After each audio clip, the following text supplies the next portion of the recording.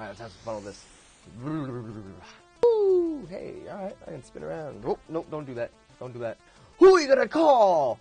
This guy. What's up, everybody? Welcome to the next episode of the vlog where I told you last week, I hinted that I was going to be talking about my ghost adventures because I did mention that I used to be a paranormal investigator for 8 years. And you guys are all like, what? Tell us about that. So just to recap, if you missed the last episode, my last vlog, I was a paranormal investigator for 8 years. I ran tech for a bunch of different groups. It actually is what got me really where I am today because I started production there. I was running tech and then I started doing documentaries. I did one where I was on the Queen Mary. Some people think the Queen Mary is cool. Man, you do not know how cool the Queen Mary is until you really learn everything about this ship. But at the very bottom of the ship, like very bottom, what's really cool about this ship is that in World War II, yeah, they used to keep prisoners of war down in there. This giant hole in the ship, like at the bottom of the ship, where they put prisoners of war. Like they just threw people into this giant pit, and we're talking like 100 people in this tiny, small area,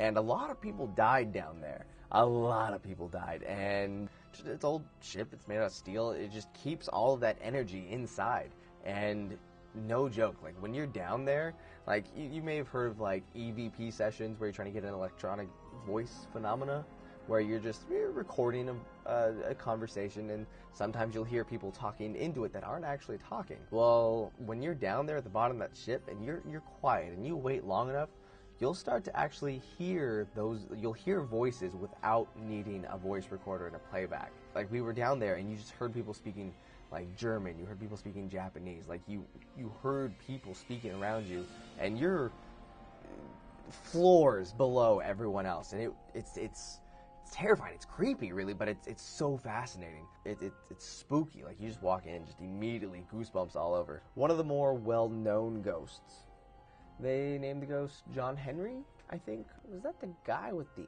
ox? Of like one of the giant doors kind of like closed tight and crushed him in it. So he passed away immediately. Died, really. Passed away was a nice way of putting it. That guy died. He just... Ugh. We were doing an EVP session. Again, you have a voice recorder, you're asking questions, see if you can get someone else from the other side to answer and hear their response. We were just sitting all around and we were asking one question at a time. I asked the question, it was like, do you not like me? And I felt really weird afterwards. Just like a little, like, as soon as I asked the question, I got weird chills, but we're in a ship, it's cold, whatever. But we do a playback while we're still sitting in the green room, and you hear that one person asks a question, all right, still no response though, and we have this amplified up pretty intensely. And finally you hear my question, do you not like me? And then you hear it clear as day, like a class 5 EVP. You hear the words, I'm going to kill you. And I'm like, all right, we have our evidence, we're done, we're good, let's get out of here. Don't need any of this. No, absolutely terrifying. Creepy place, but damn, some good adventures there. Great adventures. I went to the Stanley Hotel in Colorado. No, not Stan Lee. I mean Stanley, like Stanley. Which this place is fascinating because this is actually the place where Stephen King stayed at when he wrote The Shining. So rumor has it, everything that he witnessed and all the stories he heard about that happened in this house made it into his actual book. Now what I'm about to tell you, actually, I don't tell too often, but it's easily one of the most intense moments I've ever gone through in all 8 years of my paranormal investigating. It changed a few people's lives that night. So we were doing this one experiment-ish, if you will, inside of one of the hotel rooms, and just... Personally, I wasn't feeling anything in there. Now, by no means, I'm not a psychic. I don't have these magical powers like, oh, there's something dead around me. But I knew there wasn't anything in that room. But the hallway was just, something was pulling me to the hallway. One of the main camera operators actually was like, hey, what's Joshua doing? So he actually follows me, and he's got this little circular ring, right? He's got the circular ring, and on it is a video camera and a thermal camera. And so he's tracking what's happening through the video and through the thermal cam, so we can see hot and cold spots. okay, something's going on. One of the other camera guys actually comes out from the room and is now standing on my side. Now this guy's a big guy, giant hands. It's very important. He's giant hands he had this small little dinky handy cam, so it's like snug in his hand. The one camera guy with the circles, he's like, Joshua, you need to be really careful. There's something changing down on the other side of the hallway. The thermal cam was picking up a black spot, so extremely cold, just kind of formed. It happened so fast. I'm getting goosebumps just talking about it again.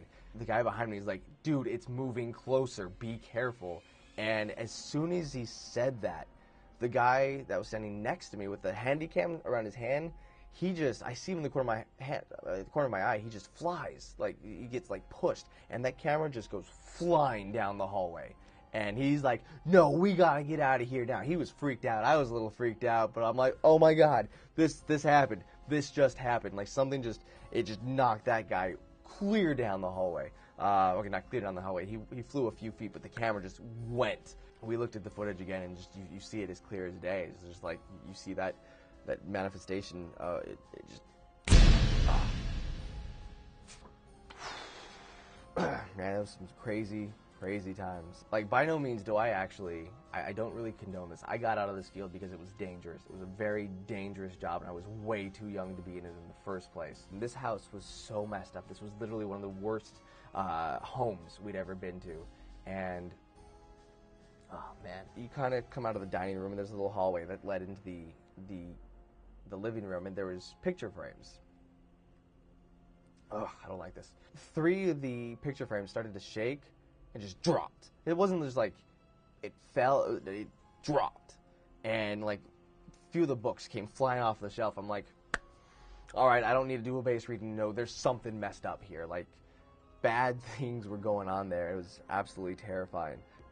With the Queen Mary, with the Stanley effect, some crazy shit happened. Let me tell you, just some crazy stuff, and I really am glad to be out of it now. I had some great fun, great adventures, but I was way too young for that, and I really don't recommend anyone to go into that. But, man, everyone has a story to tell. Let me know your story in the comments below. I know this one was maybe a little creepy. I got a little freaked out. I swore I saw something, like, just walk past the doorway. It's like midnight here at the office. I'm by myself. Ugh. Good times, good memories. Man, I did have some good times, crazy adventures.